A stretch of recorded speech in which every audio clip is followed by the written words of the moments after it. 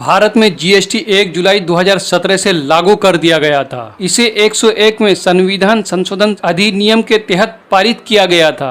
GST को विधानसभा में पारित करने वाला सबसे पहला राज्य आसाम था, जिसने अगस्त 2016 में ही इसे मंजूरी दे दी थी और 1 जुलाई 2017 को पूरी तरह से भारत में लागू हो गया। इसी साल 22 सितंबर 2025 को जीएसटी में कमी या बदलाव किया गया है। अब इसे 8 साल के बाद क्यों कम किया गया या इसमें सुधार क्यों की गई और किन किन चीजों पे जीएसटी कम किया गया और जो इसे देश के हित के लिए मानते थे वो लोगों को इस बात पे बधाई क्यों दे रहे हैं, जानेंगे सब कुछ डिटेल से इस वीडियो में, तो वीडियो के लास्ट तक जरूर बने रहें। डायरेक्ट 50% रुपए का माल आपको 40 पैसे में, 45 पैसे में, 100 रुपए की चीज 45 रुपए में, 1000 की चीज आपको 450 पौने 500 रुपए में, सब पर 50% से ज्यादा असर आ गया।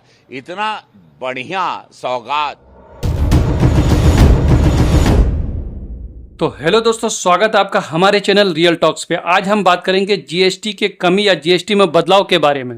दरअसल जीएसटी की शुरुआत 1 जुलाई 2017 में हुई थी, लेकिन जीएसटी लागू करने का विचार साल 2000 में ही किया गया था। साल 2000 में तत्कालीन प्रधानमंत्री अटल बिहारी वाजपेयी ने जीएसटी को सामने लाया था। उन्होंने पश्चिम बंगाल के तत्कालीन वित्त मंत्री असीम दास गुप्ता की अध्यक्षता में एक समिति का गठन किया था, जिसे जीएसटी मॉडल का खाका तैयार करने की जिम्मेदारी दी गई। लेकिन उसे जमीनी स्तर पर उतारने के लिए संवैधानिक संशोधन, तकनीकी और राजनीतिक समस्याओं का सामना करना पड़ा, जिसकी वजह से उस समय जीएसटी लागू नहीं हो पाया। फिर साल 2004 में वित्त मंत्री के सलाहकार डॉक्टर विजय केलकर की अध्यक्षता वाली टीम ने जीएसटी की सिफारिश की थी, लेकिन यहाँ भी वही समस्या सामने आई। इसी तरह साल 2006 में पी चिदम्बरम ने भी 2010 तक जीएसटी लागू करने का प्रस्ताव रखा था। अंत में तत्कालीन वित्त मंत्री अरुण जेटली ने 101 में संविधान संशोधन अधिनियम के रूप में पारित किया और 1 जुलाई 2017 में यह लागू हो गया। जीएसटी काउंसिल में किस प्रकार से फंक्शनिंग होगी, आज टैक्स कितना लगे वो संसद तय करती है। 2017 में विपक्ष के नेताओं ने इस बात का विरोध किया था। राहुल गांधी ने जीएसटी को गब्बर सिंह टैक्स कहा था और कहा था कि ये जेन्युइन सिंपल टैक्स नहीं है। गब्बर सिंह टैक्स, इसको आप बिना पायलट प्रोजेक्ट मत लागू कीजिए, देश का नुकसान हो जाएगा जो हमने बनाया है।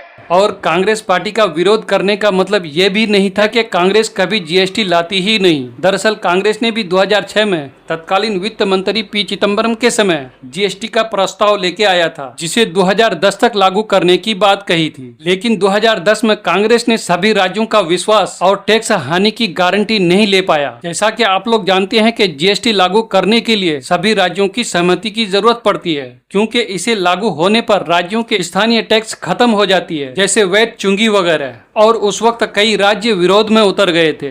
मुख्य रूप से गुजरात के तत्कालीन मुख्यमंत्री नरेंद्र मोदी जीएसटी का सबसे बड़ा विरोध किया था और कई राज्य भी उनके साथ विरोध में आ गए। इस वजह से कांग्रेस उस वक्त जीएसटी नहीं ला पाए थे, हालांकि उसका लक्ष्य 2010 तक जीएसटी लागू कर देना था। जीएसटी कांग्रेस पार्टी लाई थी, आपने विरोध किया था, गुजरात के चीफ मिनिस्टर ने विरोध किया था। जीएसटी का सवाल है, भारतीय जनता पार्टी का और गुजरात का रवैया प्रारंभ से ही बहुत साफ है कि जब तक आप आईटी नेटवर्क खड़ा नहीं करते, जीएसटी कभी सफल नहीं हो सकता। जब 2017 में नरेंद्र मोदी की सरकार ने जीएसटी लेके आई, नई भारत के निर्माण की दिशा बताया था और अरुण जेटली ने इसे भारत का सबसे बड़ा टैक्स सुधार कहा था और खुद की प्रशंसा भी की थी। वेंकैया नायडू और पीयूष गोयल ने जीएसटी के फायदों को विस्तार से जनता के सामने रखा था और यूपी के मुख्यमंत्री योगी आदित्यनाथ ने जीएसटी को देश को आर्थिक रूप से मजबूत करने वाला ऐतिहासिक कदम बताया था। और आज आप खुद ही देख लीजिए।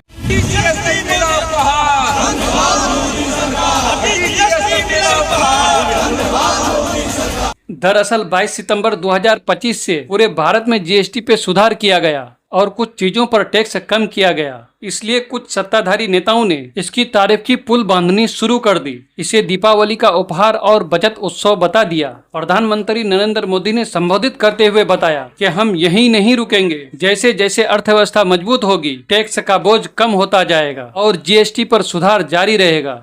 साथियों, अभी इस 22 सितंबर से देश में जीएसटी के नए रिफॉर्म भी लागू हुए हैं। जीएसटी बचत उत्सव का उपहार दिया है। वित्त मंत्री निर्मला सीतारमण ने जीएसटी को कम होने पर आम आदमी को राहत पहुंचाने की बात कही।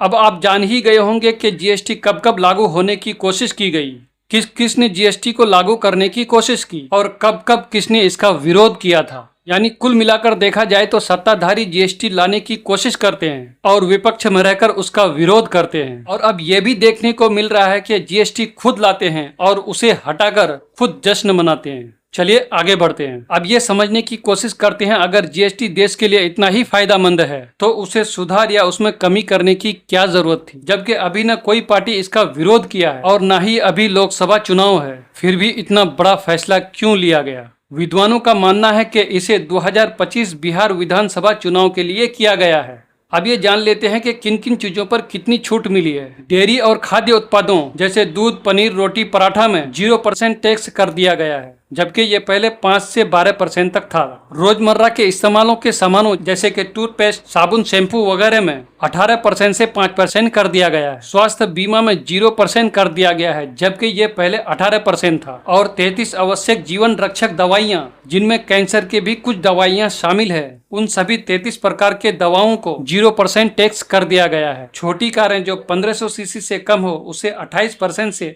18% कर दिया गया है। 2 पहिया वाहन यानी मोटरसाइकिल 350 सीसी तक के सभी बाइक हो या स्कूटर 28% से 18% कर दिया गया है, जबकि तंबाकू, पान मसाला, बीड़ी, सिगरेट में 40% कर दिया गया है। अब इतने बड़े पैमाने में टैक्स में कमी की जाएगी तो जाहिर सी बात है सरकार के पास पैसे कम आने लगेंगे। यानी इस जीएसटी को कम करने की वजह से लगभग 85,000 करोड़ रुपया टैक्स में कम हो जाएगा, जबकि इस वक्त भारत के पास बहुत ज्यादा कर्ज है। यानी अभी के समय लगभग 181 लाख करोड़ रुपए का भारत पर कर्ज है, जबकि ये 2014 से पहले मात्र 55 लाख करोड़ रुपया था और अभी के समय 181 लाख करोड़, यानी सिर्फ 11 साल में 126 लाख करोड़ रुपए का कर्ज बढ़ गया। 1991 में जब देश की अर्थव्यवस्था पूरी तरह से चरमरा चुकी थी, तब भी भारत के पास सिर्फ 4 लाख करोड़ रुपए का कर्ज था। 1991 के आर्थिक स्थिति पर मैंने एक अलग से वीडियो बनाया है, चाहे तो आप इस वीडियो को यहाँ से देख सकते हैं, लिंक डिस्क्रिप्शन में मिल जाएगा।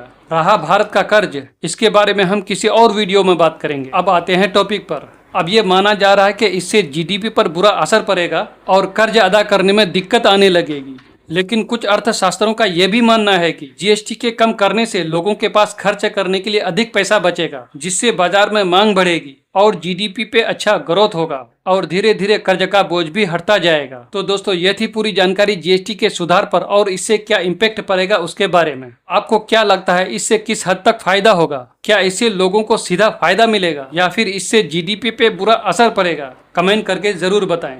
आई होप कि मेरा ये वीडियो अच्छा लगा होगा। अगर वीडियो अच्छा लगा तो वीडियो को लाइक कीजिए और मेरे चैनल को सब्सक्राइब कीजिए। वीडियो को लास्ट तक देखने के लिए बहुत बहुत धन्यवाद।